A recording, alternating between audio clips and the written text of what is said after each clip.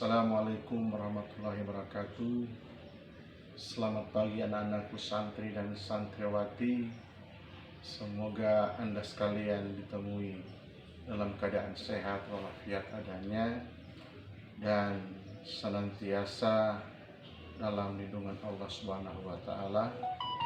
Insyaallah kita sehat selalu. Amin. Baiklah, untuk pertemuan pada pagi hari ini kita akan segera mengikuti materi PPKN untuk kelas 8 dengan tema kedudukan dan fungsi Pancasila bagi bangsa dan negara Indonesia.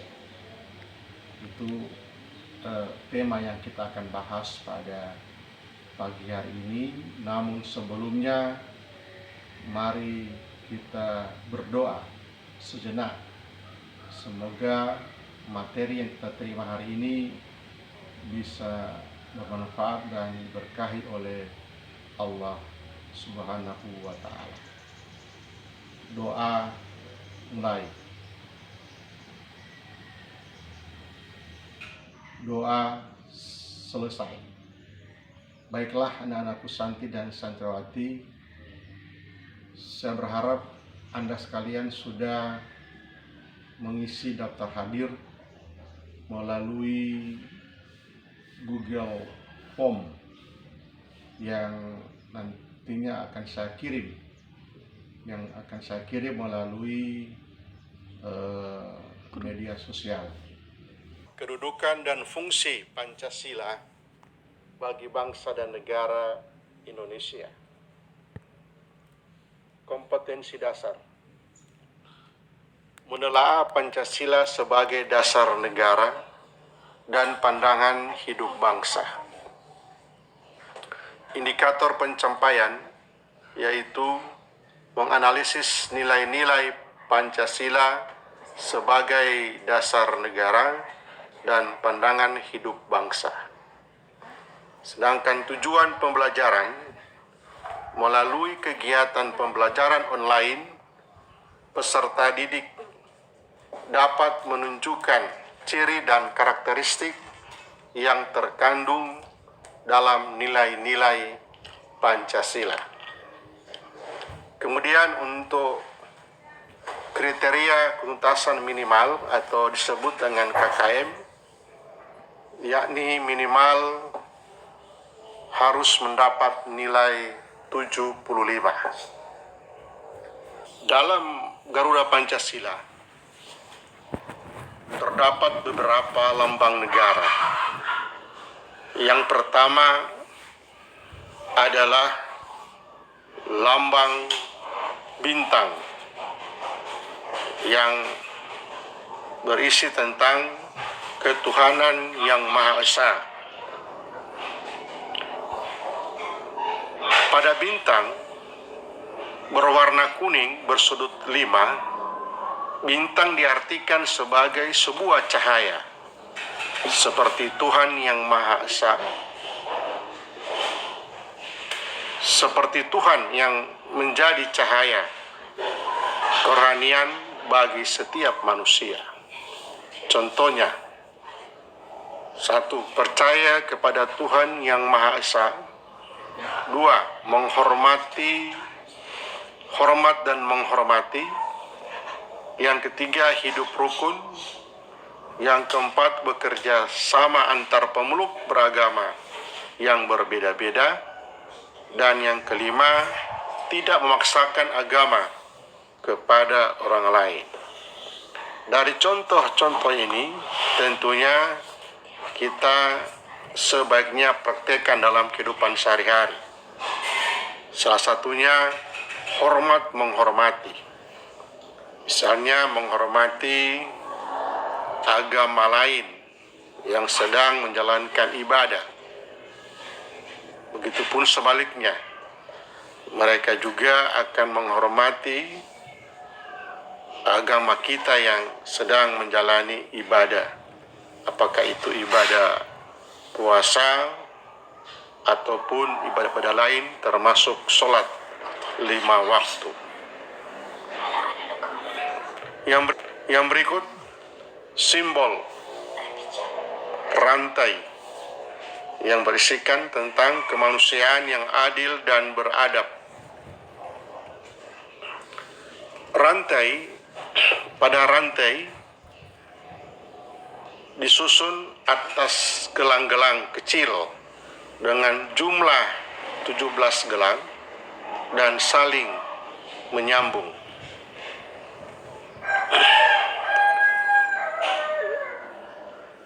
Di mana itu menandakan hubungan manusia satu dengan yang lain dan saling membantu. Gelang yang berbentuk persegi menggambarkan pria, sementara gelang yang berbentuk lingkaran menggambarkan wanita. Contoh sila kedua Pancasila di lingkungan masyarakat antara lain sikap saling mencintai sesama manusia, yang kedua tenggang rasa, dan yang ketiga adalah gemar menolong orang lain. Bicara tentang tenggang rasa, tentunya ini suatu hal yang perlu kita praktekkan dalam kehidupan bertetangga. Misalnya tetangga kita itu dalam keadaan sakit, sementara kita sendiri ingin menghibur diri. Nah, kira-kira bagaimana solusinya supaya kedua keinginan ini tidak merasa terganggu? Yang tentunya orang yang ingin menghibur diri berupaya untuk mengecilkan volume hiburannya atau tape recordernya supaya tidak mengganggu tetangga yang keadaan sakit. Yang berikut simbol persatuan Indonesia dilambangkan oleh pohon beringin,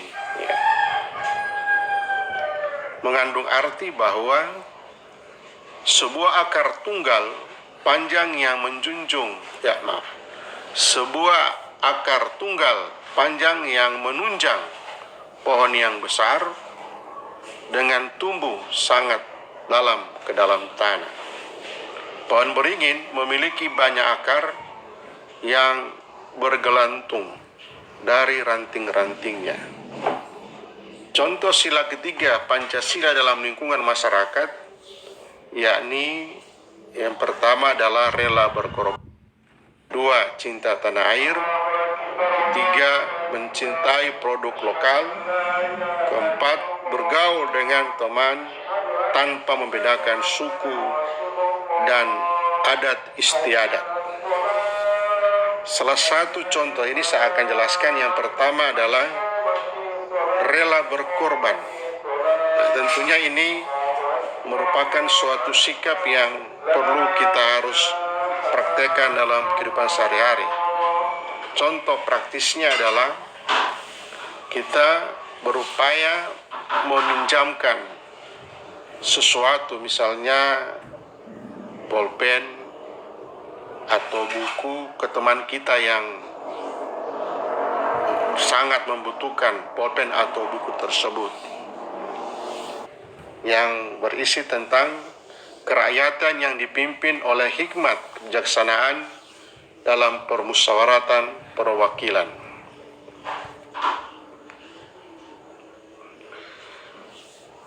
Kepala banteng ini merupakan binatang yang suka berkumpul, sama seperti manusia. Dalam pengambilan keputusan harus dilakukan secara musyawarah, salah satunya dengan berkumpul dan diskusi. Contoh sila keempat Pancasila dalam lingkungan masyarakat, yang pertama adalah mengutamakan keputusan yang diambil secara musyawarah, tidak memaksakan kehendak orang lain, melaksanakan musyawarah mufakat. Dari ketiga ini saya akan jelaskan, salah satunya adalah mengutamakan keputusan yang diambil secara musyawarah.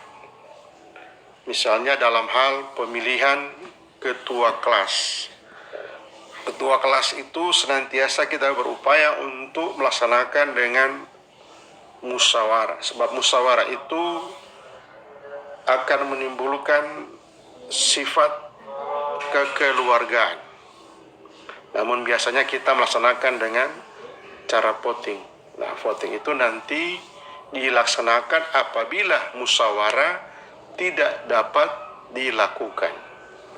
Baru kita mengadakan voting. Nah, ini sekedar penjelasan terkait dengan keputusan diambil secara musyawarah.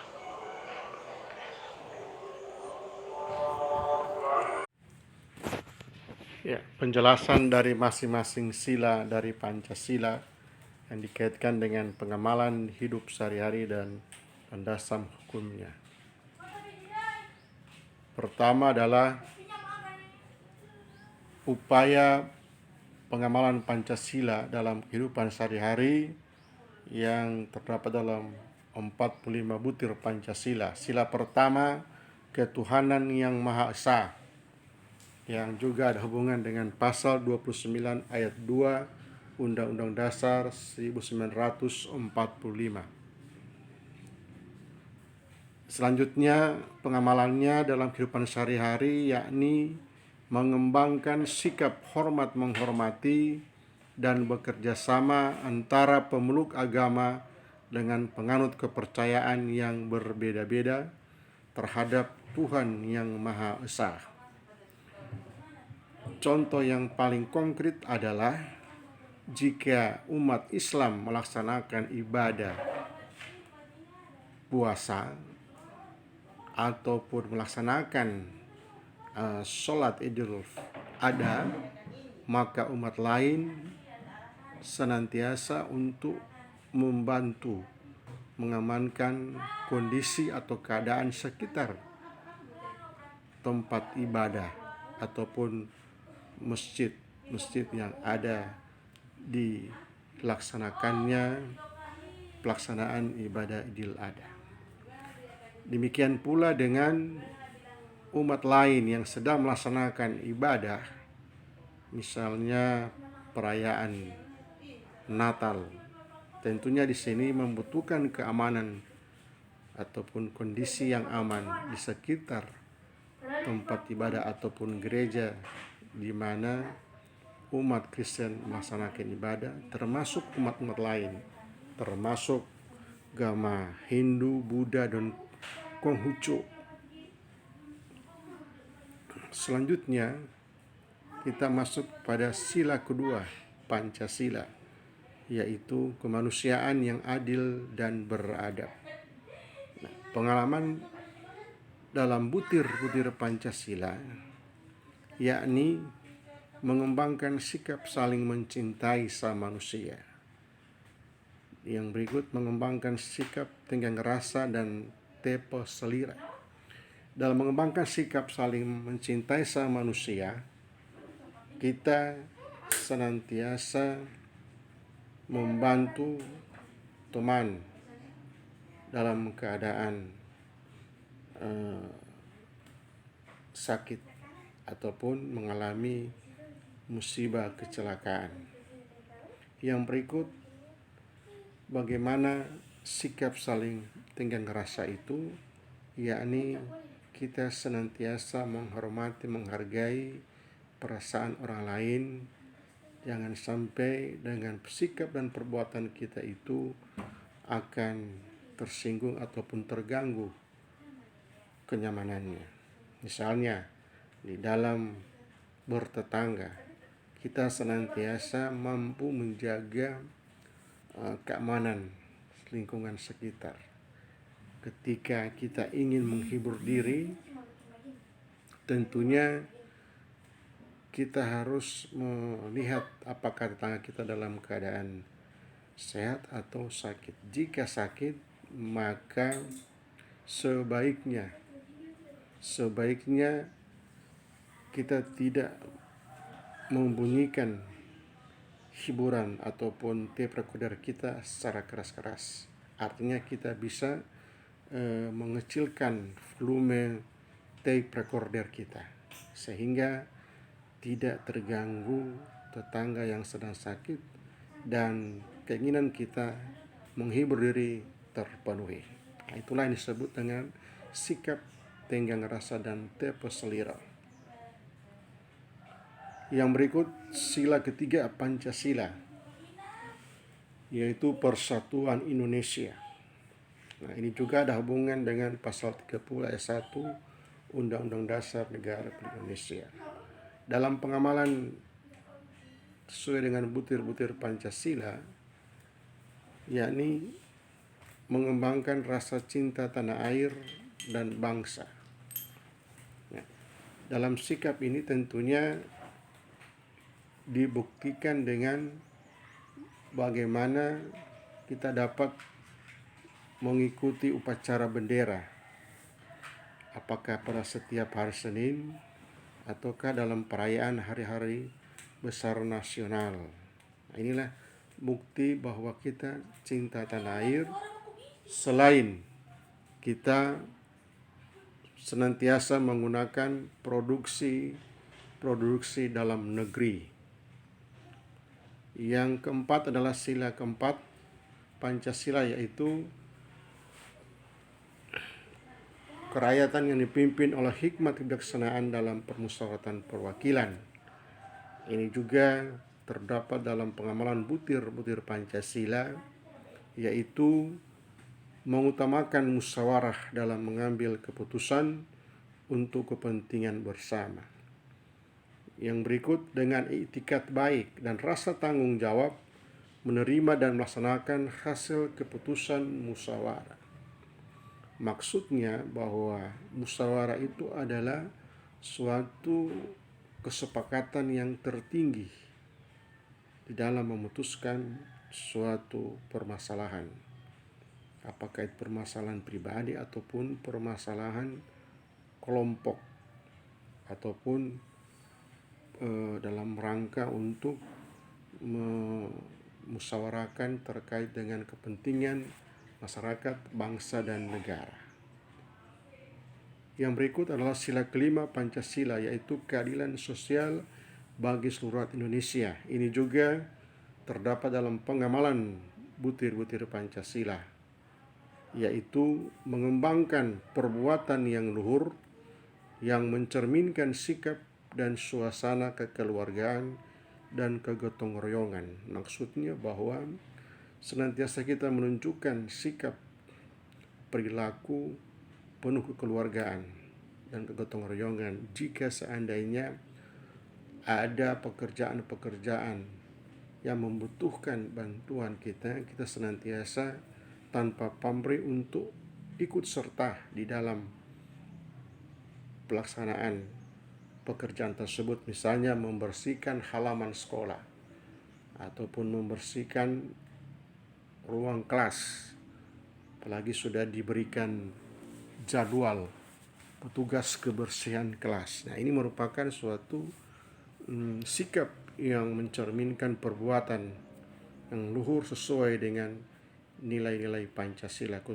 Baiklah anak-anakku santri dan santriwati, setelah mengikuti penjelasan saya terkait dengan materi tentang kedudukan dan fungsi Pancasila bagi bangsa dan negara Indonesia, sekarang kita masuk pada kegiatan pemberian tugas. Tugas ini saya berharap Anda kerjakan dengan sebaik-baiknya dengan melihat berbagai sumber, apakah melalui media internet ataupun buku yang ada kaitan dengan materi yang saya jelaskan hari ini, dan upayakan secepatnya Anda buat tugas ini dan segera dikirim melalui aplikasi Google Form. Atas perhatiannya, sampaikan terima kasih, dan saya berpesan bahwa kita senantiasa mentaati himbauan dari pemerintah, yaitu senantiasa kita memenuhi protokol kesehatan, supaya kita terhindar dari wabah penyakit pandemi COVID-19. Demikian, Assalamualaikum warahmatullahi wabarakatuh.